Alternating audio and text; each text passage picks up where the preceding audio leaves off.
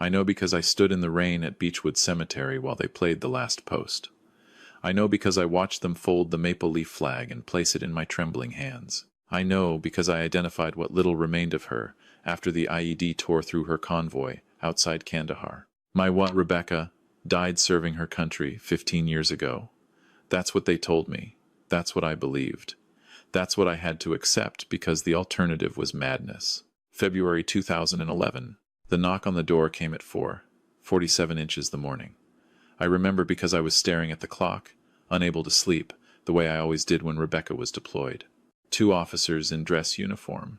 Their faces said everything before their mouths opened. Major Rebecca Chen, age 38, killed in action. The words felt like they were happening to someone else, in some other house, in some other terrible version of reality. Our daughter Emma was 13 then. I had to wake her up and destroy her world with 6 words. Your mother isn't coming home, sweetheart. The funeral was massive, full military honors. Rebecca had been a respected logistics officer, organizing supply routes and humanitarian missions. 300 people came. Emma wouldn't look at the casket. She kept asking me if I was sure, absolutely sure, that Mom was really in there. I told her yes because that's what they told me. The height matched. The dental records matched, they said. A birthmark on her right shoulder blade. Everything matched. But Emma's question haunted me for years. How could I be sure? There wasn't much left to identify after the explosion. They showed me photos. I nodded. I signed papers. What else could I do? Demand to see more? Demand certainty when certainty was impossible? Life after Rebecca was a slow drowning. I was 47 years old, and suddenly a single father to a teenage girl who needed her mother. I taught history at Ridgemont High School in Ottawa. Rebecca had been the strong one, the decisive one, the one who knew what to say when Emma came home crying about boys or friends or the terrifying prospect of growing up. I just had lectures about the War of 1812, and awkward attempts at comfort. Emma threw herself into school, straight A's, track team, student council. She built a wall of achievement around her grief, and I couldn't break through. We had dinner together every night at 6 o'clock because that's what Rebecca would have wanted, but we barely spoke. What do you say when the person you both loved most is gone? I kept Rebecca's things exactly as she left them. Her uniform hung in the closet. Her coffee mug sat in the cupboard, the one with the Canadian Armed Forces crest she'd bought at the canteen in Petawawa. Her side of the bathroom counter still held her moisturizer and the cheap drugstore lipstick she always wore. Emma would sometimes go into our bedroom, close the door, and I'd hear her crying in there, surrounded by her mother's ghost. The years ground forward. Emma graduated high school with honors, got accepted to the University of Toronto for engineering. She was brilliant, driven, everything Rebecca had been, but she was also angry in a way that scared me. Angry at the world for taking her mother. Angry at the military for sending Rebecca into danger. Angry at me for not being enough. She left for university and our phone calls became weekly obligations. How's school? Fine. How are your classes? Good. Are you eating enough? Yes, Dad. The wall got higher. I retired from teaching last year at 62. The house felt enormous and empty. I'd walk past Emma's old room, now a guest room that never had guests, and then past the bedroom I'd slept in alone for 15 years. Some mornings I'd forget Rebecca was gone. I'd roll over to tell her something and find empty space. The grief never really leaves. You just learn to carry it better. Emma came home for Christmas last year. She was 28 now, working as a civil engineer in Toronto, designing bridges and infrastructure. She had Rebecca's sharp mind and careful hands. She also had Rebecca's stubborn independence and refusal to show weakness. We had a pleasant, polite, distant Christmas. She left on Boxing Day. 3 weeks ago, on January 20th, 2026, I got a package in the mail. I wasn't expecting anything. The mailman knocked instead of just leaving it because it required a signature. Standard brown envelope, priority post, no return address. My hands shook as I signed for it. There's something about unexpected mail that triggers old fears. Ever since that morning in 2011, every knock on the door makes my heart stop. Inside was a smaller envelope, cushioned by bubble wrap. I sat down at the kitchen table before opening it. Inside, that was a simple silver chain, Rebecca's necklace, the one I'd given her for our 10th wedding anniversary. A small compass pendant because I'd told her she was my true north, and she'd rolled her eyes and called me a sentimental old fool, but wore it every single day after that. The necklace I'd been told was lost in the explosion. My vision went blurry. I blinked hard. Underneath the necklace was a note, handwritten on plain paper, the penmanship shaky but unmistakable. David, I never stopped fighting to get back to you and Emma. I know this will sound impossible. I know you buried someone 15 years ago. It wasn't me. I'm alive. I'm in Ottawa. I'm at the Portray Veterans Health Center. Please come. I understand if you can't believe this. I understand if you think this is cruel. But I swear on everything we built together, it's really me, your Rebecca. I dropped the note like it had burned me. This was impossible. This was someone's sick joke. Some scammer who'd somehow gotten Rebecca's necklace and thought they could extort money from a grieving widower. People are capable of terrible things. I'd learned that 15 years ago when my wife died for nothing in a war that accomplished nothing. But the handwriting. I went to the study and pulled out old birthday cards, letters Rebecca had sent during previous deployments. I laid them next to the note. The slant was the same, the way she crossed her T's, looping slightly left, the little flourish on her capital R. My hands trembled so badly I could barely hold the papers. I called Emma, got her voicemail. Emma, it's Dad. I need you to call me back as soon as you get this. It's important. It's about your mother. Then I sat at that kitchen table and stared at the note for 3 hours. My mind was a war zone. Hope and fear and anger and desperate, dangerous possibility all fighting for control. What if this was real?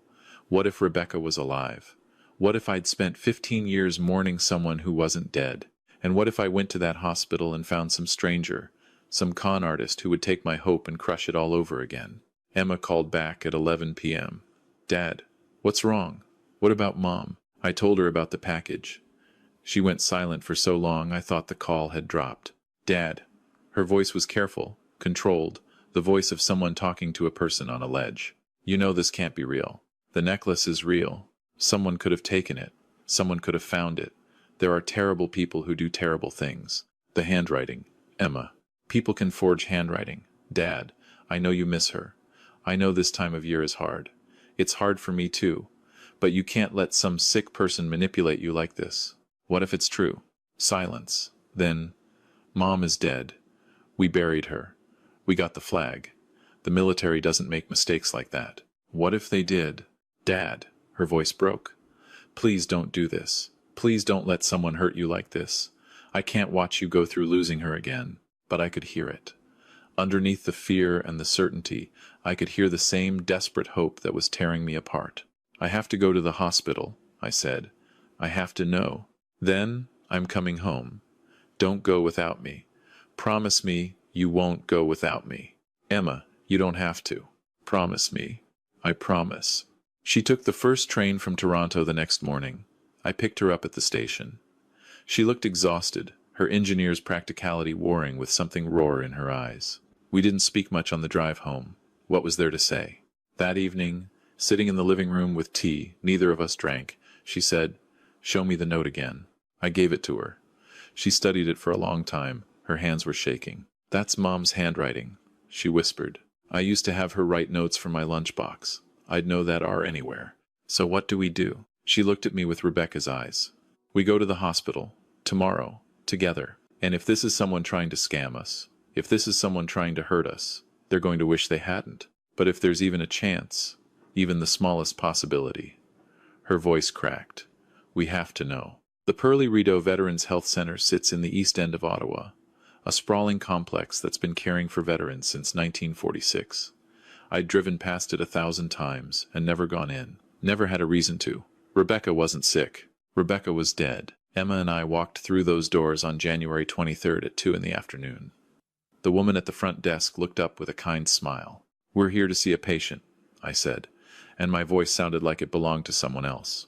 "Rebecca Chen." The woman's smile faltered. She typed something into her computer, frowned, typed again. "I don't have anyone by that name registered." My heart sank through the floor. Of course it was fake. Of course someone had played the cruelest possible trick. Then the woman said, "Wait, do you mean Rebecca Forsyth?" She was admitted under her maiden name, Forsyth, Rebecca's maiden name, the name on her birth certificate, before we got married 25 years ago at a small ceremony in Quebec City. Yes, Emma said, before I could speak. Rebecca Forsyth, room 347.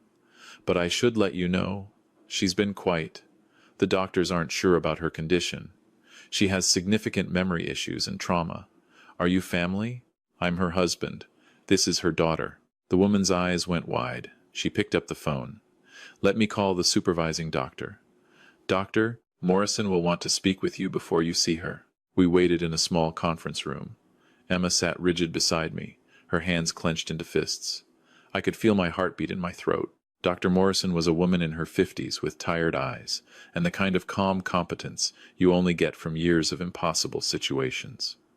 She sat across from us and folded her hands on the table. Mr. Chen, Emma, I'm going to tell you something that's going to be very difficult to hear. The woman in room 347 was brought to us 6 weeks ago by the Canadian Red Cross.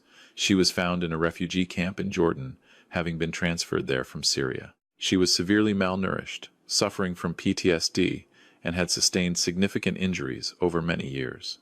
She also had almost no memory of who she was. How did you identify her?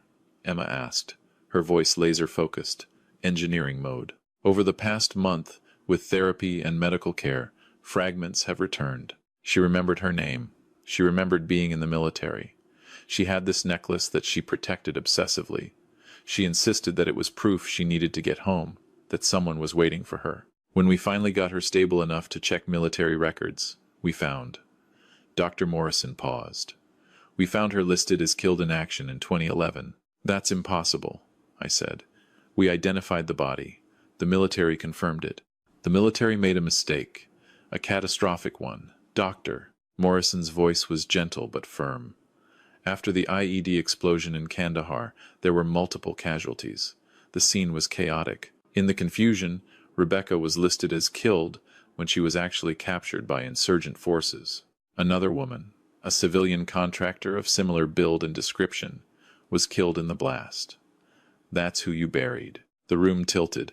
Emma grabbed my arm. For the past 15 years, Dr. Morrison continued, Rebecca has been held captive, moved between groups, traded like property. The physical and psychological trauma is extensive. She escaped approximately 2 months ago during a transfer, made her way to a refugee camp, and eventually the Red Cross identified her as a Canadian citizen. But Mr. Chen, Emma, you need to understand, the woman upstairs has been through unimaginable horrors. She's not the same person she was 15 years ago. She may never fully be that person again. I couldn't breathe. 15 years. Rebecca had been alive for 15 years, suffering, captive, while I taught history classes and Emma went to university, and we both learned to live without her, while she was tortured and traded and fighting to survive. Can we see her? My voice barely worked. Dr. Morrison nodded.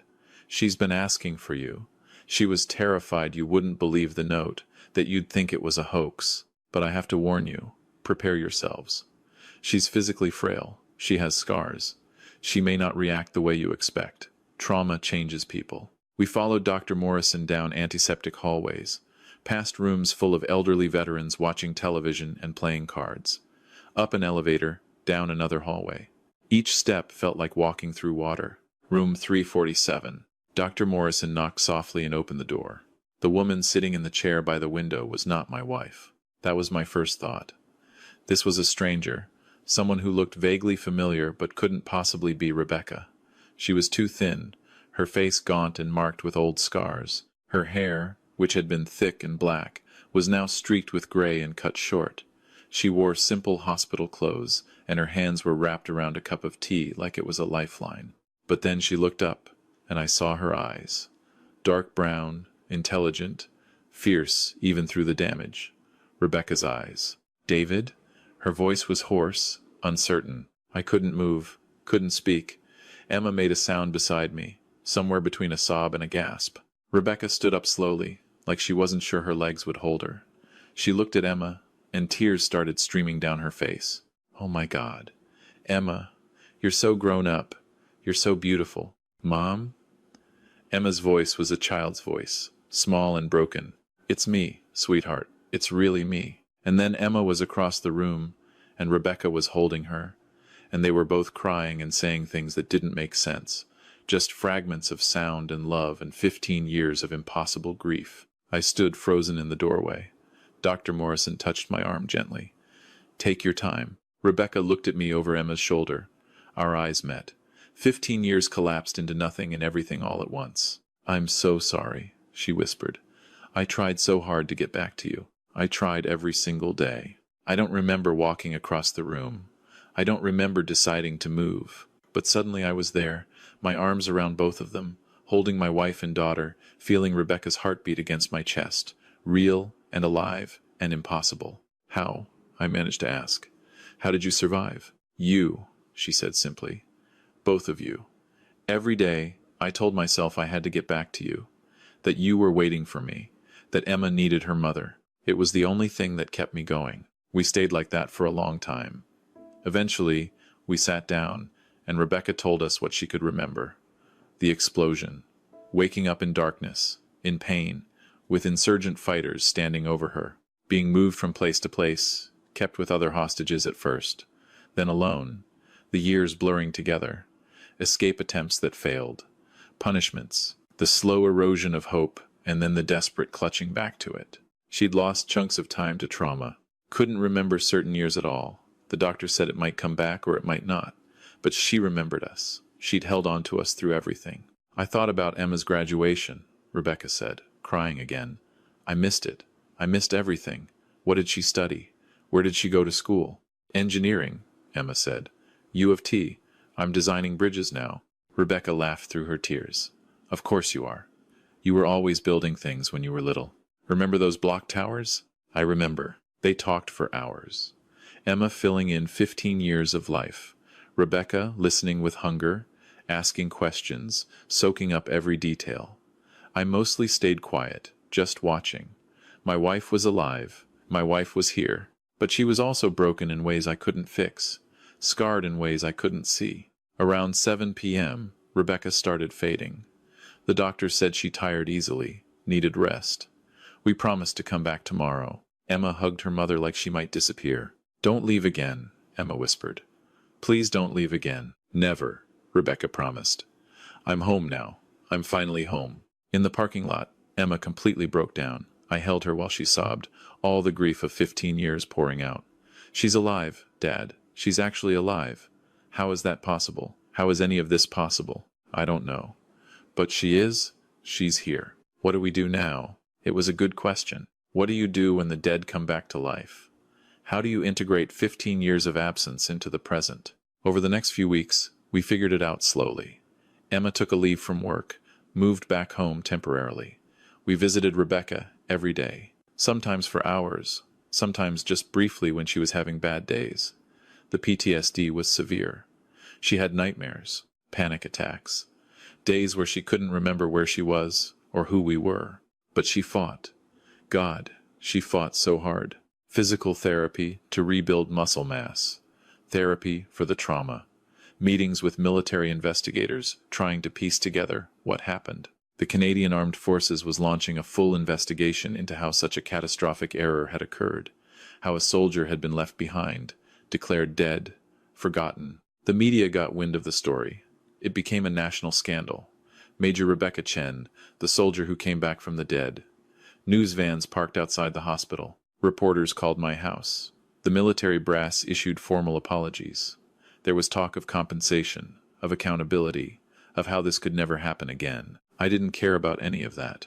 I just wanted my wife back. In March, Rebecca was discharged from the hospital.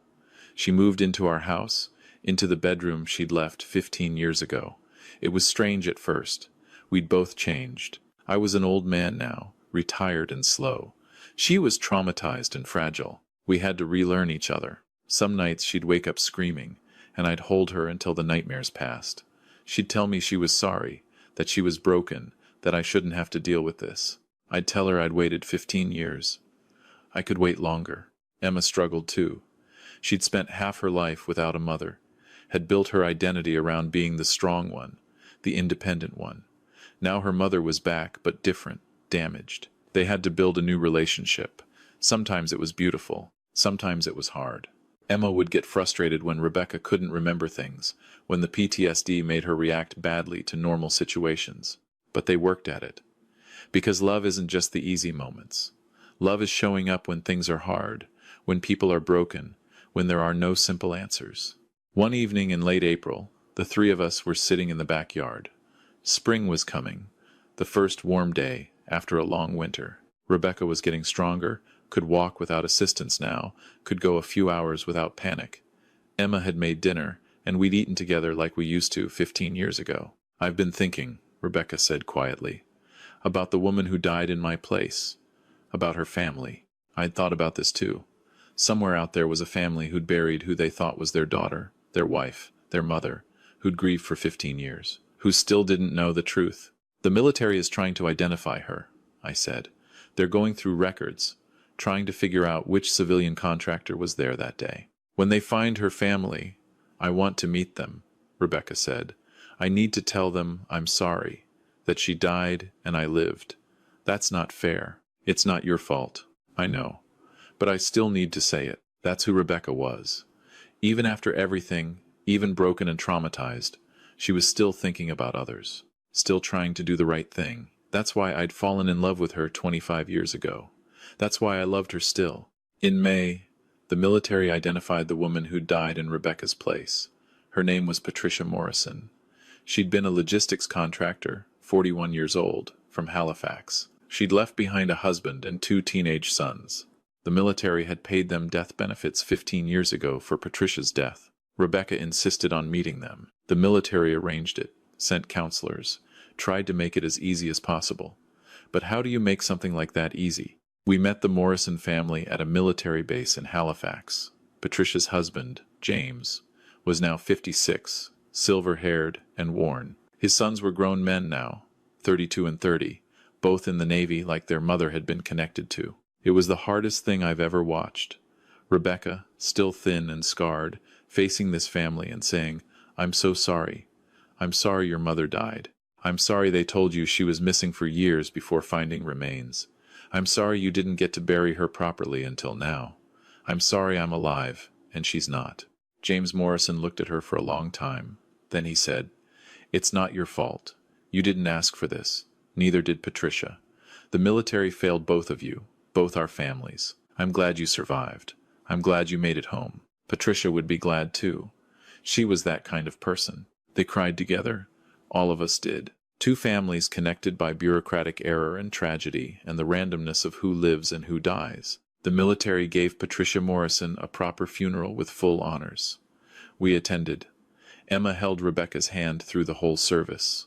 It felt important to be there, to witness, to acknowledge that Patricia's life mattered, that her death 15 years ago had been real even if the identification had been wrong. Afterward, James Morrison came up to us. "Thank you for coming. And Rebecca, I want you to know something. The death benefits we received for Patricia, we used them to put our boys through school. They're both officers in the Navy now. Patricia's death, even though it was her, not you, it still meant something. It still mattered. Her sacrifice still meant something to our family." Rebecca nodded, tears streaming. "She deserves to be remembered. She deserves her name on the memorial, not mine." "She'll have both," James said. "We'll make sure of it." Life slowly found a new normal. Rebecca continued therapy, got stronger, had good days and bad days. She started volunteering at the Veterans Center, helping other people with PTSD. She said it helped her to help others, to find purpose again. Emma went back to work but visited often.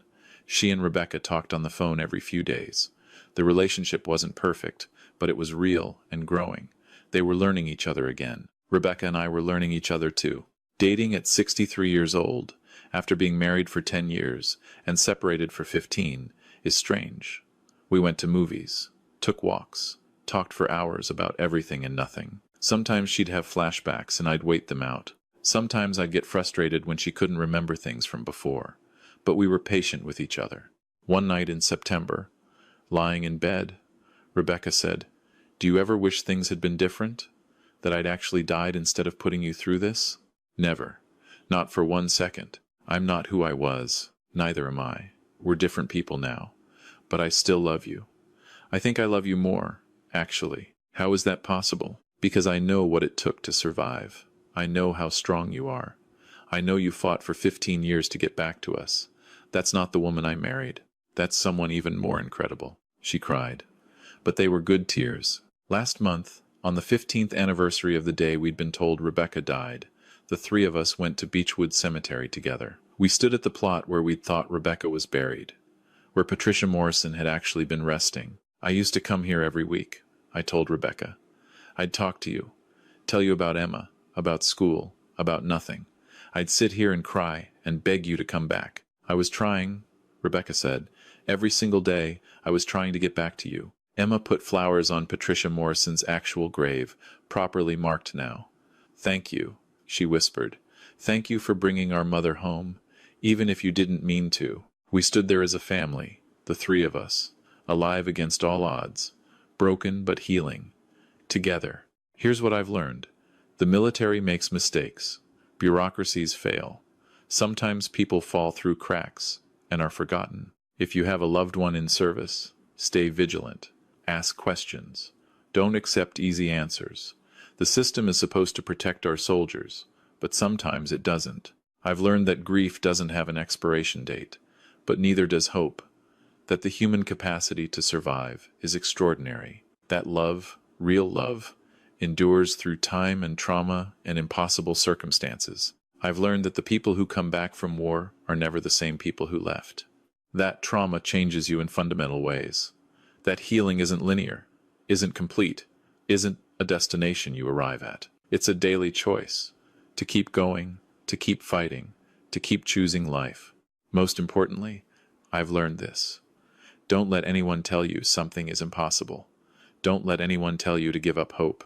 Don't let anyone tell you your loved one is gone if your heart tells you different. Because sometimes, just sometimes, the impossible happens. Sometimes people come home. Sometimes you get a second chance. Sometimes love wins against all odds. My wife was dead for 15 years. Now she's alive. We're building a new life together, day by day, moment by moment. It's not the life we had before. It's not easy, but it's real, and it's ours. And I'm grateful for every single day of it. Emma called this morning. She's engaged. She wants Rebecca to help her plan the wedding. Rebecca cried happy tears for an hour. I'm 63 years old. I'm married to a woman who came back from the dead. My daughter is getting married, and her mother will be there to see it. Life is strange and beautiful, and sometimes, impossibly, it gives you miracles when you least expect them. Never stop believing, never stop fighting, never stop hoping, because sometimes the ones you love find their way home.